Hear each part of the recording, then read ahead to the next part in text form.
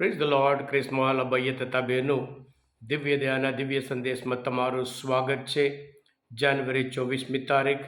આ સંદેશ સાંભળવા તમારા સૌ માટે અને તમારા પરિવારજનો વિશે પ્રાર્થના કરું છું કે જેવી રીતે પ્રભુ ઈસુ 12 શિષ્યોને પસંદ કરી ઈશ્વરના રાજ્યના શુભ સંદેશની ઘોષણા કરવા માટે મોકલ્યા અને એમની સાથે રહ્યા, એ જ રીતે પ્રભુ તમારી સાથે રહો અને તમે પણ તમારા જીવન દ્વારા ઈશ્વરના રાજ્યના સંદેશ ઘોષણા કરતા રહો. તમારા બાઇબલ લઈ લો, ઈશ્વરના વચન સાંભળીએ. માર્કનો ગ્રંથ 3 અધ્યાય 13-19 કલમ સુધી. ઈસુ પર્વત ઉપર જઈને પોતે ઈચ્છતા હતા એવા માણસોને બોલાવ્યા, એટલે તેઓ તેમની પાસે ગયા.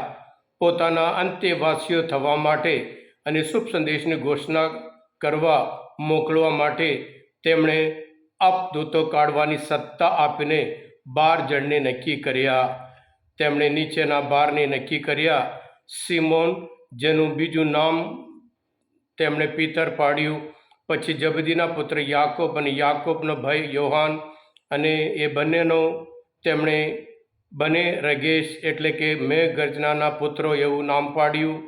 એ પછી આંદ્રિયા, ફિલિપ, બર્થલોમી, માથી, થોમા, અલ્ફીનો પુત્ર યાકોબ, થદી, જહાલ, સિમોન, અને ઈસુને દગો દીધો હતો તે યહૂદા ઇસ્કારિયોત. આ પ્રભુની વાણી છે, તે આપણો આધાર છે. ખ્રિસ્તમાં ભાઈ બહેનો, ગઈકાલે આપણે સાંભળ્યું કે એટલા બધા લોકો પ્રભુ પાસે આવ્યા, એટલે પ્રભુને લાગ્યું આ ઈશ્વરના રાજ્યનો સંદેશ પહોંચાડવા માટે માણસો જોઈએ છે. એ પોતે બધે જ જઈ શકે નહીં, એટલે 12 માણસોને પસંદ કરે છે. બાઇબલ કહે છે પોતે ઈચ્છતા હતા એવા 12 માણસોને. આ 12 માણસો આપણે જાણીએ છીએ કયા પ્રકારના માણસો. 4 તો માછીમાર હતા, એક તો જગાતાર હતો, બીજા તો આતંકવાદી હતો. આવી રીતે અલગ અલગ પ્રકારના માણસો પ્રભુ ઈસુ એમને પસંદ કરી, અલગ અલગ બેકગ્રાઉન્ડમાંથી એમને પસંદ કરે છે. બાઇબલ બહુ સ્પષ્ટ રીતે કહે છે એમની સાથે રહેવા માટે, અંતેવાસી થવા માટે, અને સાથે સાથે ઈશ્વરના રાજ્યના શુભ સંદેશની ઘોષણા કરવા માટે. અને પછી ઈશ્વરના રાજ્યના ઘોષણામાં જે આડે આવતા અટકાતા જે શૈતાનના સત્તાને નાશ કરવા માટે પ્રભુ ઈસુને શક્તિ આપે છે, પાવર આપે છે, એમ કે અધિકાર આપે છે. જેમ કરીને આજના શુભ સંદેશમાં આપણે જોઈએ છીએ. હા ક્રિસ્મસ ભાઈ હતા બહેનો, આ 12 માણસો માછીમાર હતા, અભણ હતા, સામાન્ય માણસ હતા, પણ પ્રભુ ઈસુના તાલીમ દ્વારા તેઓ શક્તિશાળી બન્યા, નબળામાંથી સબળ બન્યા હતા. સામાન્ય માણસોથી અસામાન્ય માણસો હતા, અને અભણ માણસોમાંથી એ લોકો સામર્થ્યવાન બન્યા હતા પ્રભુ ઈસુ ખ્રિસ્ત દ્વારા, પ્રભુ ઈસુ ખ્રિસ્ત સાથે રહેવાના લીધે. અને આપણે જાણીએ છીએ પરિશુદ્ધના ચરિત્રોમાં 4 અધ્યાયમાં 13મી કલમમાં પીતર અને યોહાનની નિડરતા જોઈ, અને એ લોકો તો અભણ અને પ્રાકૃત માણસો છે એવું જાણીને તેઓ અચંબામાં પડી ગયા. જેવી રીતે વરિષ્ઠ સભામાં આ લોકોને બોલાવ્યા હતા. પહેલાં આ લોકો જાણતા હતા આ લોકો તો માછીમાર છે, અભણ છે, પણ એમ નિડરતા, પહેલાં તો ડરપોક હતા, બધું છોડી નાસી ગયા હતા, પ્રભુ ઈસુને છોડી નાસી ગયા હતા. પણ પ્રભુ ઈસુના સજીવન પુનરુત્થાન પછી, પવિત્ર આત્મા ઉતર્યા પછી એમનામાં બિલકુલ નિડરતા, એમની નિડરતા જોઈ સામાવાળાને, ફરોશીઓને ડર લાગે છે.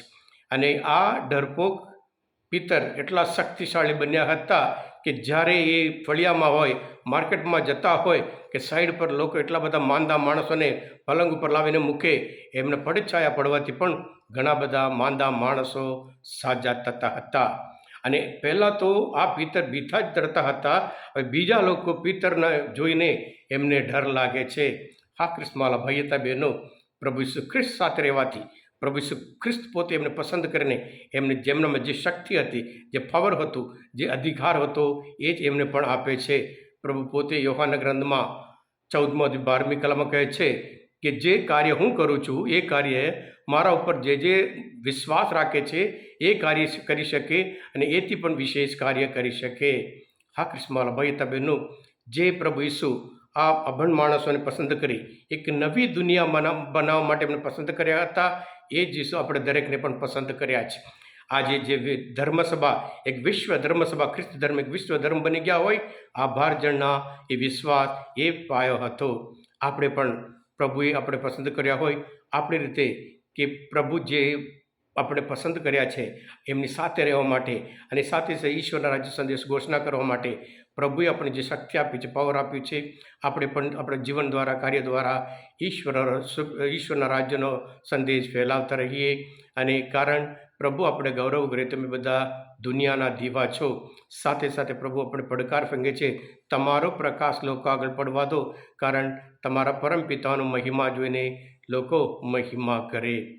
આ ખ્રિસ્તમાં ભાઈ બહેનો, આજના શુભ સંદેશ આ મનન ચિંતન શાસ્ત્રપાઠ સમજવા માટે, પ્રભુ ઈશ્વરને ઓળખવા માટે મદદરૂપ થયા હોય, તમે પોતે દિવ્ય ધ્યાન સંદેશ સબસ્ક્રાઈબ કરજો અને બીજા માટે પણ ફોરવર્ડ કરજો, કારણ તમે બધા આશીર્વાદિત છો, અભિષિક્ત છો. પ્રભુ ઈસુ, હું તમારામાં વિશ્વાસ રાખું છું. પ્રભુ તમારા અંતરમાં વસો. સર્વશક્તિમાન પરમેશ્વર પિતા અને પુત્ર અને પવિત્ર આત્માનો આશીર્વાદ તમારા ઉપર ઉતરો. આમેન. બોલો દિવ્ય દયાનો જય.